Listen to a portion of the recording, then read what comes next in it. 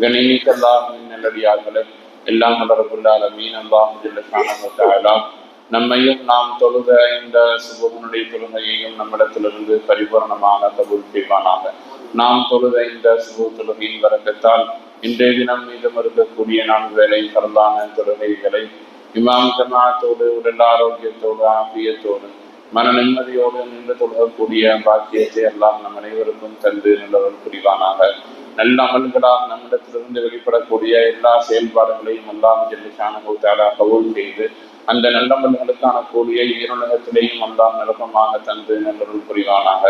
இறுதி வரை இறைவனை நின்று வணங்கக்கூடிய நல்லதொரு நசீபையும் தௌஃபீகையும் அல்லாஹ் ஜல்ல ஷானஹு வ தஆலா நம் அனைவருக்கும் தந்தருள்வானாக. மௌத்து வரை தீனுல் இஸ்லாத்தின் மீது நிலைத்திருக்கக்கூடிய நல்ல நசீபையும் அல்லாஹ் நம் அனைவருக்கும் தந்தருள்வானாக. ஆமீன் ஆமீன் யா ரப்பல் ஆலமீன். கணிமிக்க அல்லாஹ்வின் நல்லடியார்களே, ஹஸ்ரத் ஆயிஷா ரலியல்லாஹு தஆலா அன்ஹா அவருக்கு அறிவிக்கக்கூடிய ஒரு ஹதீஸ் நபி மொழி. ஹஸ்ரத் நபி ஸல்லல்லாஹு அலைஹி வஸல்லம் அவர்களுடைய மஜ்லிஸிற்கு ஜாஅ ரஜுலுன், ஒரு மனிதர் வருவார். வந்த அந்த மனிதர் வேறு ஒரு ஹதீஸ்ல அந்த சஹாபியினுடைய பெயர் சௌபான் ரலியல்லாஹு தஆலா அன்ஹு என்று பெயர் குறிப்பிடப்பட்டிருக்கும். ஆயிஷா ரலியல்லாஹு சொல்லக்கூடிய ஹதீஸில் ஒரு மனிதர் வருவார் என்று குறிப்பிடப்படுகிறது. ஹஜ்ரத் ஆயிஷா ரலியல்லாஹு சொல்றாங்க, ரசூலுல்லாஹ்வுடைய மஜ்லிஸ்ல ஒரு மனிதர் வருகிறார். வந்தவர் சொல்லுகிறார், யா ரசூலல்லாஹ், நான் வீட்டில் இருக்கிறேன். நான் உங்களின் மீது அதிகமான நேசத்தோடும் பாசத்தோடும் பிரியத்தோடும் இருக்கிறேன். எப்பொழுதெல்லாம் பார்க்க வேண்டும் என்று ஆசைப்படுகிறேனோ அப்பொழுதெல்லாம் மஜ்லிஸில் அமர்ந்து நான் உங்களை பார்த்துக் கொள்ளுகிறேன், உங்களுடைய பேச்சுக்களை கேட்டுக்கொள்ளுகிறேன். நான் வீட்டில் இருக்கிற பொழுது, மனைவி மக்களோடு சேர்ந்து இருக்கிற பொழுது திடீரென்று உங்களுடைய ஞாபகம் வருகிறது. நான் உங்களை பார்க்க வேண்டும் என்று பிரியப்பட்டால் மனைவி மக்களை அப்படியே விட்டு வீட்டிலிருந்து நேராக உங்களுடைய மஜ்லிஸுக்கு வருகிறேன். வந்து அமர்ந்து உங்களை பார்த்து நான் ஆனந்தம் அடைகிறேன், சந்தோஷம் அடைகிறேன்.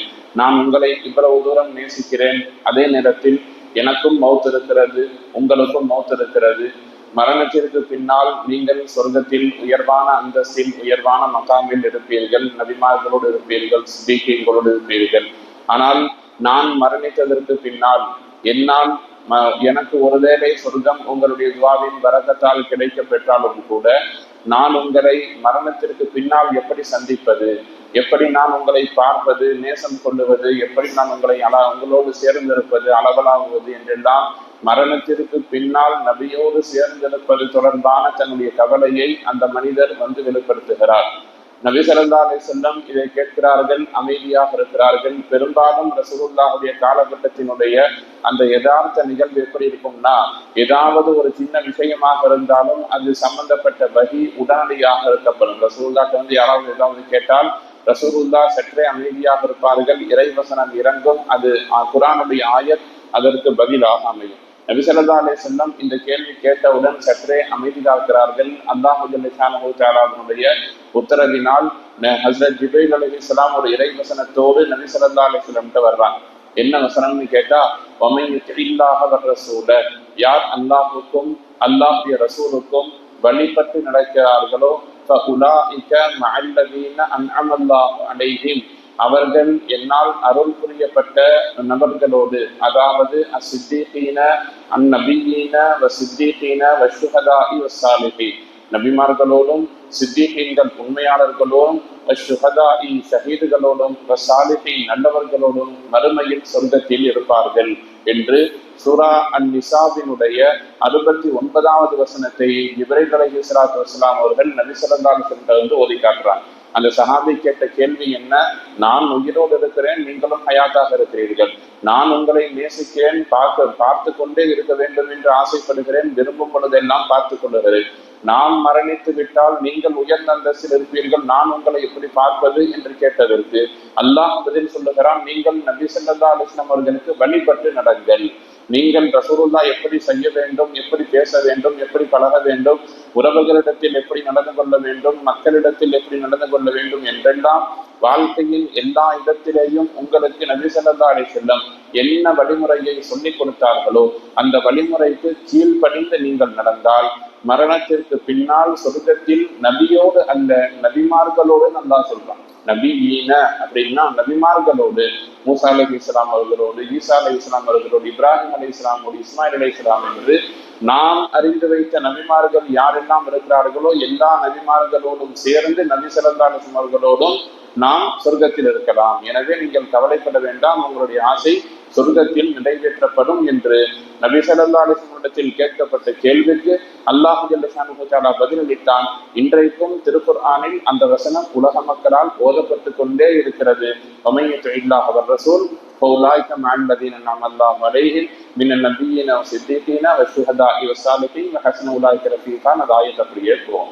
நாம் கவனிக்க வேண்டிய செய்தி என்பது நபி ஸல்லல்லாஹு அலைஹி வஸல்லம் அவர்களுடைய நேசத்தை, பிரியத்தை வார்த்தைகளாலும் வெளிப்படுத்தி கொண்டிருந்தார்கள். ஏற்கனவே பேசும் பொழுதெல்லாம் நாம் சொல்லியிருந்தோம், செயல்பாடுகளால் ஒரு சில சஹாபாக்கள் எந்த வேலையை செஞ்சாலும் நபி செஞ்ச மாதிரி செய்யணும். இபாதத்தை தாண்டி ரசூலுல்லாஹ்வுடைய பழக்க வழக்கத்தை தன்னுடைய வாழ்க்கையில கொண்டு வந்தாங்க. இவர்கள் எல்லாம் ஏதோ பிறப்பால் நபி அல்ல, சின்ன வயசுல இருந்தே நபியை பற்றி கேட்டு, ரசூலை பற்றி கேட்டு, பயான்களில் கேட்டு, நேரில் பார்த்து பழகினவங்க அல்ல. நேற்று வரை காபிராக இருந்து இன்றைக்கு முஸ்லிமானவுடன் ரசூலுல்லாஹின் மீது ஏற்பட்ட பிரியம் இந்த அளவுக்கு ரொம்ப அற்புதமான ஒரு பிரியமாக இருந்தது. இன்னொரு மனிதர் இருந்தார், அவருடைய வரலாறுகளை நாம் நிறைய கேள்விப்பட்டிருப்போம். அவர் பெயர் சுமாமா ரலியல்லாஹு தஆலா. பிற்காலத்தில் அவர் இஸ்லாத்தை ஏற்றுக்கொள்ளுகிறார். அவர் இஸ்லாத்தை ஏற்கக்கூடிய அந்த வரலாறு தான் பிரபல்யமான வரலாறு. யமாமா என்கிற தேசத்தினுடைய அந்த அரசராக இருக்கக்கூடியவரை கைது செய்து அழைத்து வருவார்கள் சஹாபாக்கள். ஒரு கட்டத்தில் சஹாபாக்களிடத்தில் பிடிபடுவார். அவர் பெயர் சுமாமா. அவரை கொண்டு வந்து நபவியினுடைய வாசலில் 3 நாட்கள் கட்டி வைக்கப்படுகிறது.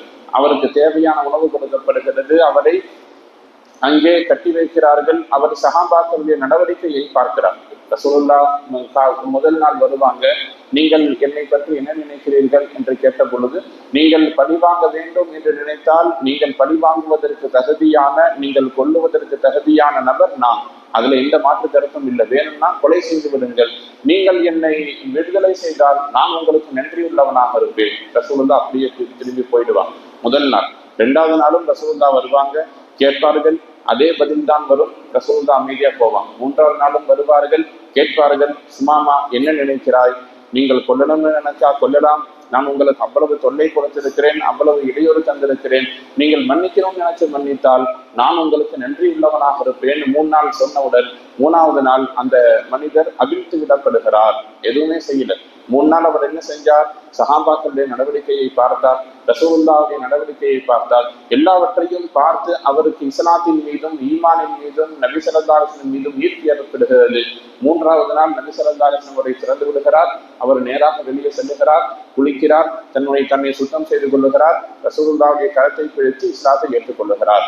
நாம் கவனிக்க வேண்டிய செய்தி, ஈமான் கொண்டதற்கு பின்னால் அவர் சொன்ன அந்த வார்த்தை ரொம்ப அற்புதமானது. ஹதீஸ்ல பதிவு செய்யப்பட்டிருக்கும். அந்த மனிதர் சுமாமா ரசூலுல்லாஹ்ட்ட சொல்லுவாங்க, நேற்று வரை இந்த உலகத்தில் எனக்கு ஆக வெறுப்பான ஒரு முகம் என்றால் அது உங்களுடைய முகம்தான். நான் பார்க்க கூடாதுன்னு நினைக்கிற, நான் வெறுக்கிற ஒரு முகமாக உங்களுடைய முகம் இருந்தது. ஆனால் இப்பொழுது உலகத்தில் ஆக பிரியமான ஒரு முகமாக உங்களுடைய முகம் மாறிவிட்டது. நேற்று வரை எனக்கு ஆக வெறுப்பான இடமாக இந்த மதீனாவும் இஸ்லாமியர்களும் இருந்தார்கள்.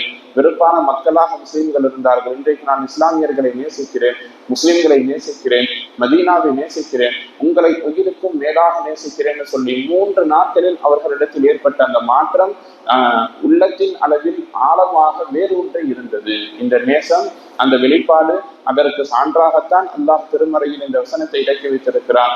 அல்லாஹுக்கும் அல்லாஹுடைய ரசூலுக்கும் நீங்கள் வழிபடுகிற பொழுது நீங்கள் சொர்க்கத்தில் உயர்ந்த அந்தஸ்தை பெற்றுக்கொள்ள முடியும். அது போல நபி ஸல்லல்லாஹு அலைஹி வஸல்லம் சொன்ன ஒரு ஹதீஸ், அல் மர்உ மஅ மன் அஹப்ப. ஒரு மனிதன் யாரை நேசிக்கிறானோ அவரோடு தான் நாளை மறுமையில் எழுப்பப்படுவான். அல்லாஹ் ஜல்ல ஷானஹு தஆலா நபியை நேசிக்கக்கூடியவர்களாகவும் நபி ஸல்லல்லாஹு அலைஹி வஸல்லம் சுன்னத்தை வாழ்க்கையின் எல்லா இடத்திலையும் பின்பற்றக்கூடிய நல்ல மக்களாகவும் நம்மையும் நம்முடைய குடும்பத்தார்களையும் ஆக்கி தந்து நல்லருள் புரிவானாக. வாஹர் தாவானா அல்ஹம்துலில்லாஹி ரப்பில் ஆலமீன்.